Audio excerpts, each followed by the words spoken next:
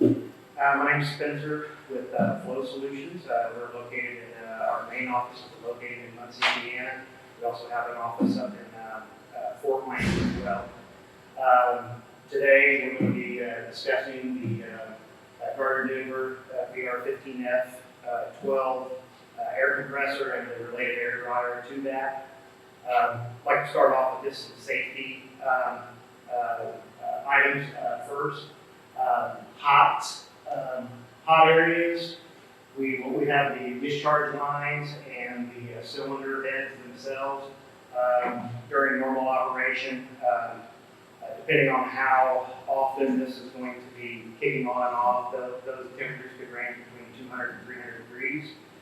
So keep your arms and everything clear of those. Electrical,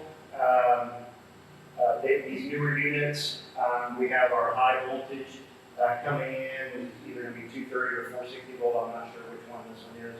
But everything after that, from the contactor to the motor is that voltage. All your other control items on here, which the only two items we really have on this one are the pressure switch and the timed auto drain are reduced down to 120 volts. That transformer is in here, so if we do lose control,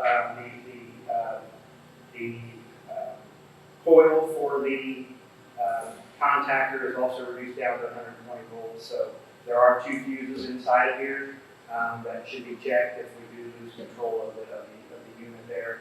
That'd be the first place to check for that. So just keep in mind on the contactor, the incoming power is higher voltage, either 230 or 460 volt, and that's when you step down to your control.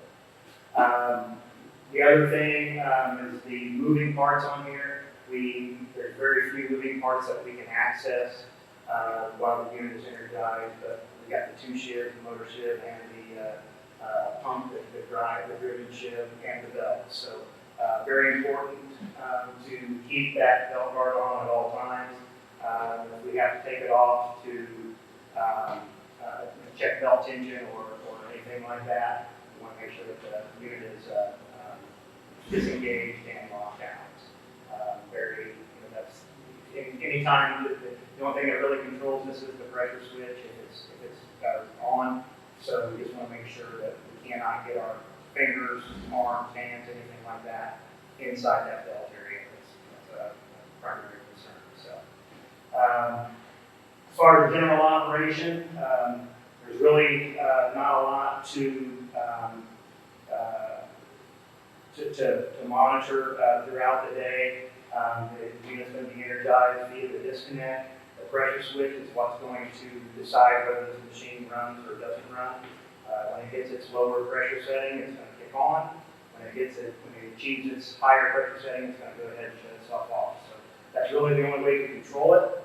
The timer, timed auto drain, right now it's set to basically drain or open every 30 minutes. That's going to stay with us for about 4 to 5 seconds. So periodically, when you come in here, when the unit's energized, you can hit this test button. You should be able to hear it draining at that time. I recommend doing that once a day, hitting this test button, just to make sure everything's working correctly. On hot, humid days like today, if this thing's going to be running a considerable amount of time for any reason, we're going to generate water inside here. It's just going to compress that water. Once it hits the tank, it's going to start cooling down, so we'll start filling this tank up relatively quick. So we just want to make sure that our timed auto drain is working correctly. As far as maintenance on the units, we have the break-in oil in it now, which is typically the same oil that's going to be ran at all times. It's Gardner-Denver's rated AEON ACAC. That's a hydrocarbon oil. They recommend that the break-in oil be changed after 100 hours or 3 months. These units don't have hour meters on them, so we typically just go by the quarterly maintenance type thing on them. So after 3 months of this running, I don't know how long it's been running now, but after we hit that 3-month mark, we got to go ahead and change this oil out.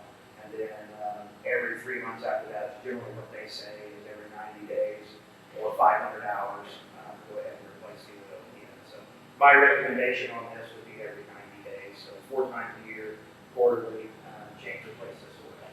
Doesn't hold a whole lot, so it's not going to be a huge cost to the company or anything like that. Air filters, there's 2 air filters located up here. They are pleated air filter with a foam wrap on.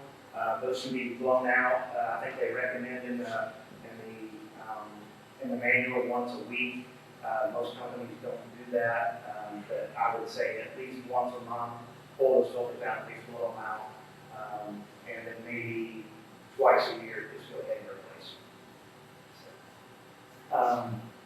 As far as anything else maintenance-wise, there's not a whole lot to do to them. The manual does mention pulling the valves out periodically. We have a lot of, we do a lot of periodic services with tons of different companies on these. Most of them will decline that just because of the cost of the extra labor and everything. And we typically get years out of these valves just based off of how these normally run. They're not running constantly for long periods of time. For what I've been told here, just going to be doing some service on some trucks out here. So this probably will not run any extended period of time where we're going to have some additional, some excessive wear and tear on those valves. The other primary thing, since this does have an aftercooler, I would recommend probably at least once a week taking a blow gun and just blowing out the aftercooler. It's the thin cooler on the back here. That will help the lifespan of the dryer as well, because we're not going to overtax the dryer with excessively hot air going into the dryer. Most dryers are basically sized at 100-degree ambient and 100-degree inlet temperature. Anything when you start getting, and it's pretty warm in here today, when you start getting over 100-degree ambient and 100-degree inlet temperature, you start to lose capacity on your dryer, so it's working harder to try to achieve its dew point.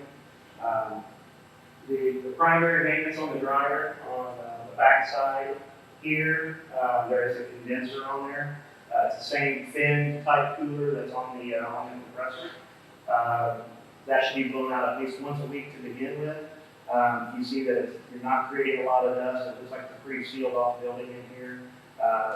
If these doors are going to remain shut, you may be able to get by with once a month or something like that, blowing that condenser out. The gauges on the top, typically I would recommend that take like a little black marker and mark where the gauges are at now. Those are good readings there, and it just gives you an idea if something's going on.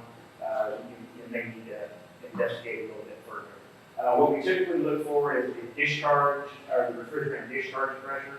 When it starts to climb, that's usually an indicator that the coil is starting to plug up, or we have too hot of air going into it, or something like that, or the ambient temperature is too hot. So we may need to, if we see that refrigerant discharge temperature or pressure is going up, we need to investigate some things like that.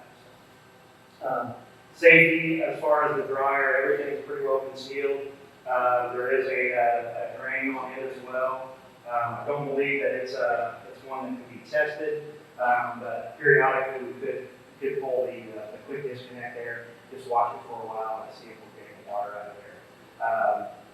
Typically, those are very robust drains inside there. They don't have any issues with those failing or anything like that inside there. The dryer is equipped with a 3-valve bypass. We just want to make sure that those valves are in the correct order all the time. So we'll make sure we don't have the valves in the wrong position. There's only 2 valves on here. There are arrows on them, so it shows our flow, it shows which way they're blocked and everything. So that's usually one of the primary issues we see when we have issues with moisture in our airlines when we go to visit customers. A good period of time that somebody has moved the valve and has opened the bypass, and so everything's just bypassing the ground. That's about it as far as maintenance and the typical maintenance on it. Troubleshooting, a few items for troubleshooting. There may come a time when these belts get loose. What we have noticed on these units, the belts a lot of times do not squeal when they get loose. The complaint we get from the customer is that their machine is bogging down and it's not making as much air as what it used to. What it is, the belts are slipping on the motor, so the unit is not turning as fast as what it normally does.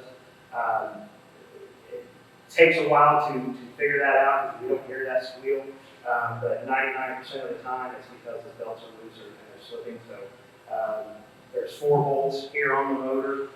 These are on slots, so these can be loosened up and slid back a little bit.